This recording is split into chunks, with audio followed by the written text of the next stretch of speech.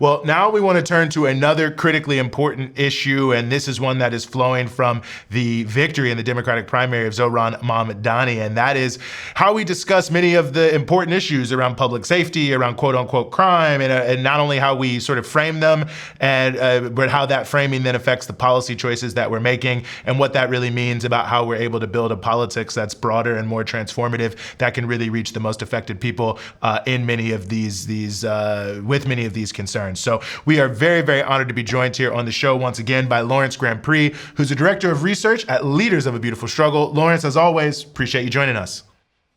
Appreciate you having me. Well, great to have you as always. And, a lot of people talking about many things and related to Zohran Mamdani, and of course the ripple effects of his win have been significant. Everyone from Trump on down talking about it constantly. But of course, one of the major issues that's being sort of weaponized against him now by many is, well, if he's elected, mayor, crime is going to shoot through the roof. All the cops are going to leave. Everything's going to be terrible. It's going to be like Judge Dredd in New York City. And so, of course, this is becoming an important issue. And I think it's important on a number of points. I mean, obviously, just that in and of itself makes it topical. But where I want to start this conversation is maybe his response to some of this. And by response, I mean some of what he was proposing ahead of time. He's a smart guy, so he knew people were going to raise this. So he's obviously talking about, quote unquote, public safety.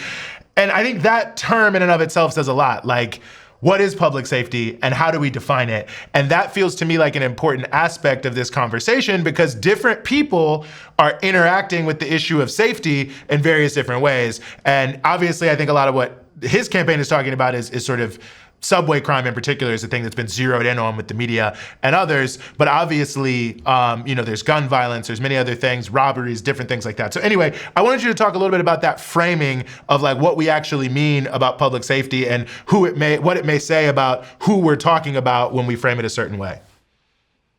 Yeah, I think that's a really good point. So two things can be true at the same time. Zohran winning the young black vote shows that the rhetoric around black folks being conservative, and specifically being conservative on issues of public safety, the Democratic Party is deeply invested in that narrative because they can convince you can't vote for a progressive because the old black people are too scared to be mugged, right? And ironically, a lot of older black people vote for moderates because they think conservative white voters are conservative on public safety, right? So there's this interesting thing that's happening there. At the same time, I read all of Zohran's public safety plan, and the first 10 pages are all about subway crime and all about open homelessness, mental illness. And of course, many people will say homelessness and mental illness don't actually lead to public safety threats. That's a progressive talking point. So the fact that he focused so much on that, I think, is politically savvy in some ways because it shows he's listening to what people perceive as crime, but it also leads to some of his potential softness with the black vote, because that's not how we experience crime. We experience, even with crime declines, large amounts of assault that go completely unreported. We see more young people experiencing gun carrying and feel they need to carry a gun for protection, not because they're super predators, but carrying a gun because they need protection in an environment where they know police don't care for them. And the black community has concerns about that Zohran is not only not speaking to, but I feel that some of the things in his public safety plan may actually exacerbate some concerns black folks have about wanting to control public safety in our communities. So I think one of his best points about how you redefine public safety is this movement around alternatives to policing violence prevention, which is mentioned in his public safety plan. I think when I actually looked up his vision for community-based violence prevention, the organization that he wants to fund, one of the people on the board is actually from Baltimore. Her name is Cheryl Goldstein. Cheryl Goldstein is the person who brought the Gun Trace Task Force to Baltimore. Wow. And she's on the board of the nonprofit Zohran wants to give millions of dollars to do public safety in New York. And when you understand why black people have concerns over leftists, it isn't just because they're conservative on public safety. It's because they understand that materially, the nonprofit industrial complex has a material interest in monopolizing resources that are supposed to go to their community. So I've talked to people in Cheryl Goldstein's network, and they say things like, we don't believe grassroots communities have the solution to the problems. We are the experts. We have the capacity. We think we should get the money to do them. And if that's called social engineering of black communities, then I guess that's what you call it. These are actual conversations we've had with people in those networks. And again, that is Those people view black grassroots organizations, the people who are driving the massive violence declines in Baltimore, in Philly, 50% drops in murder, they view those organizations as material competition. So it's not identity politics that drives black voters to have concerns over leftists. It is people like Zohran not understanding that there are progressive black institutions that he could fund. And the left should dominate this conversation on funding grassroots orgs, but the lack of precision about investing in black grassroots organizations means that people like Zohran, a leftist that have, I believe, over-indexed to completely dismiss identity politics. And that means they're missing the critical opportunity to fund grassroots black-run organizations that specifically use the culture and history of black people to address violence in ways that the progressive, university-connected, public health, nonprofit people just can't.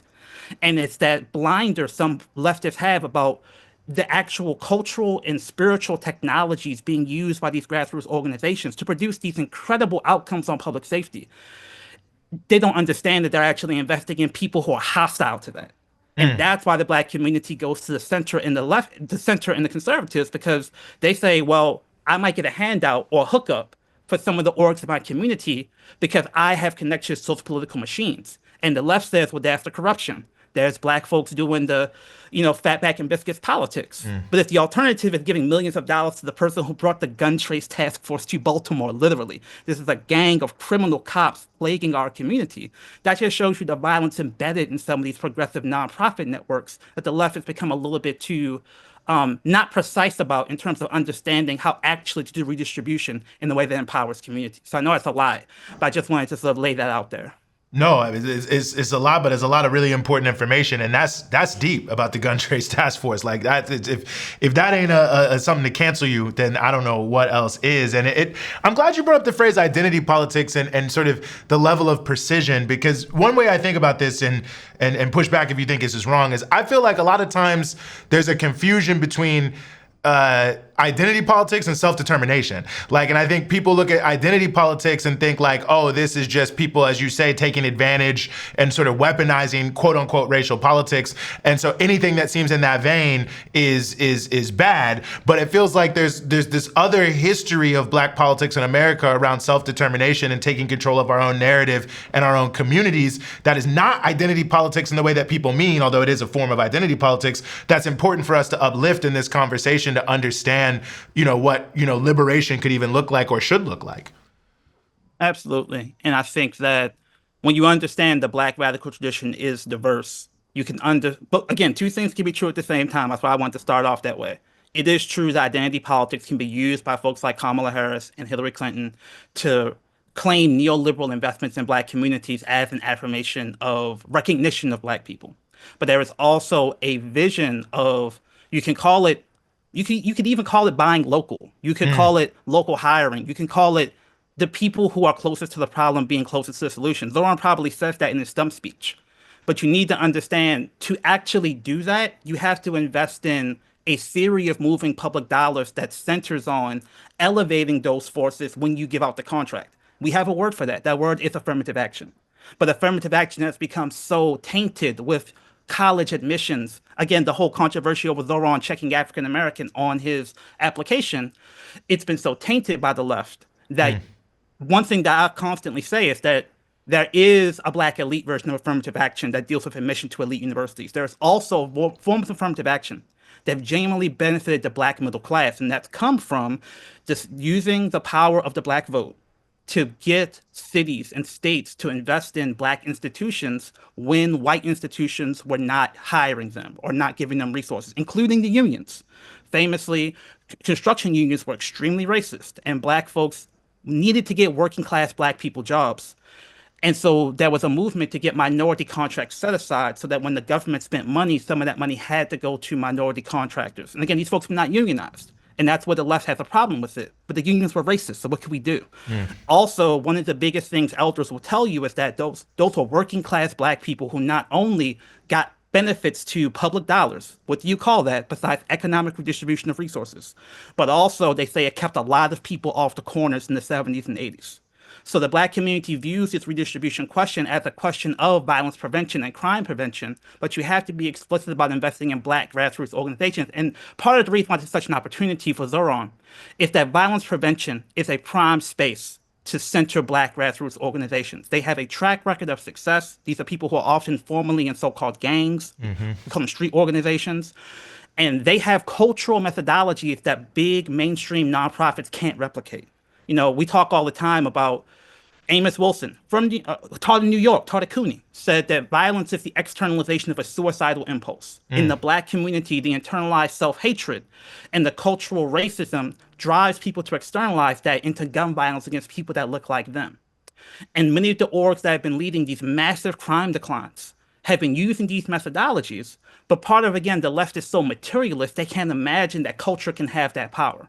And they can't understand what it means to actually intentionally say, when you apply for a contract to do violence prevention, I want to see you using the methodologies of the communities most impacted by violence prevention. You could easily say that without talking about race. You could easily say, I'm going to redirect a chunk of the tax revenue from legal cannabis sales into communities most impacted by cannabis arrests to fund these sort of grassroots orgs. I think Zohran is close to saying those things, but if he isn't precise, this is impacted by the corruption conversation. To conclude, when you see Adams and you see his so-called corruption, it's easy to think every Black person that gets a contract, there got to be some sort of homie hookup. They can't actually be the best person for the job. They can't actually be invested in community because everybody says that.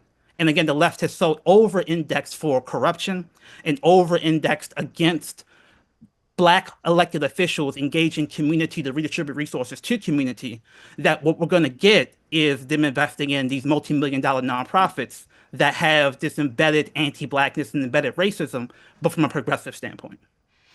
No, it's such a great point. I mean, you know, when I was working on violence interruption in DC, the thing they would always say when they started putting money behind it is, well, you know, people don't have the infrastructure to be able to manage that kind of money. And it's just like, well, you know, there's a lot of hidden things behind that. Like, it's a lot of people, it sounds like, oh, no, of course, that's right. People don't know that. But it's basically like, yeah, these people from the street can't handle $5 million. They're going to steal it and buy Cadillacs or whatever it's going to be. And forgetting that these are the people doing it for no money, oftentimes ahead of time, which is, I think, very important. And so, I mean, let me just ask you that, too, on a forward-looking way. I mean, you know, if Zohran or someone from his team is watching this, I mean, what are the things that people really need to start embracing? I mean, you've been speaking to it, but, you know, in a direct way, I want to just speak to that aspect of how to sort of turn this conversation around, because I think the point you're making is, you know, it should be something dominated by progressive people, this conversation, as opposed to being, you know, where it is now.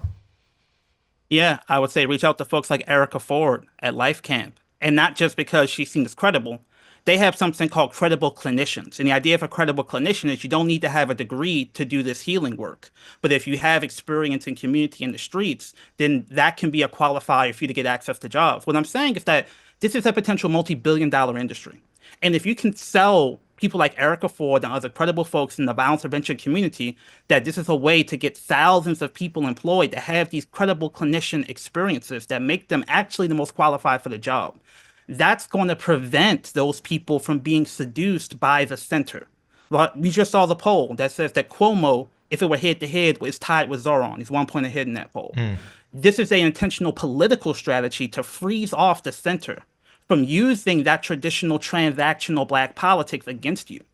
But you need to be very intentional about saying a part of a bottom-up politics is to resist the top-down technocracy of the nonprofit industrial complex, of the public health industrial complex. And if you aren't explicit about that, then you're actually, again, you're going to be funding institutions that Black people in our community perceive as the enemy because they are competing with us for resources. And they face things, like you said, they don't have the capacity, they don't have the expertise, even though, again, there is no real explanation for these violence declines that are happening in communities around the country. And ask yourself why you're not hearing more about that. I say you're not hearing more about that because they're driven by a grassroots, Black-led social movement around violence prevention. And if there was a Black-led grassroots movement around violence prevention, would you even know it, given our media environment and given the limitations of progressive media to tap in to those Black-led social movement entities? I think that's what's happening. I think that's the opportunity. And I think if Zohran loses, it will be his inability to effectively tap into the energy that can easily be directed away from Cuomo. There is no love for Cuomo or any Democrat in a lot of these Black communities. There's an understanding that certain Democrats are more willing to listen for this investment in grassroots Black formations, and others, be they more conservative or more leftist, oftentimes are not willing to see the value in that. And that's where the loyalty and the votes come in. So it's an opportunity, but it's also a risk. And we want to see the left maximize the opportunity to plug redistribution, economic redistribution, into powering grassroots organizations like this. Well, Lawrence, before I let you go, where can people find more and support Leaders of a Beautiful Struggle if they so choose? You can check us out on our website, lbsbaltimore.com. We also have a podcast in the Black Liberation Media YouTube network in search of Black Power. We have a lot of work we're doing here in Baltimore on violence prevention, reparations for the war on drugs, undoing Governor West's veto of the reparations bill. And again, to really push that as a conversation to redistribute resources within the state in an effective way, not in a traditional identity politics distraction way. So again, go to lbsbaltimore.com, especially if you sign up for our email listserv. Social media doesn't love these perspectives, but if you get our email listserv, you get all our information brought to you in our monthly newsletter. Right on. And we'll be having LBS on monthly moving forward. And we really appreciate y'all in general and you specifically, Lawrence Grandpre, for joining us here on the Freedom Side. Thank you.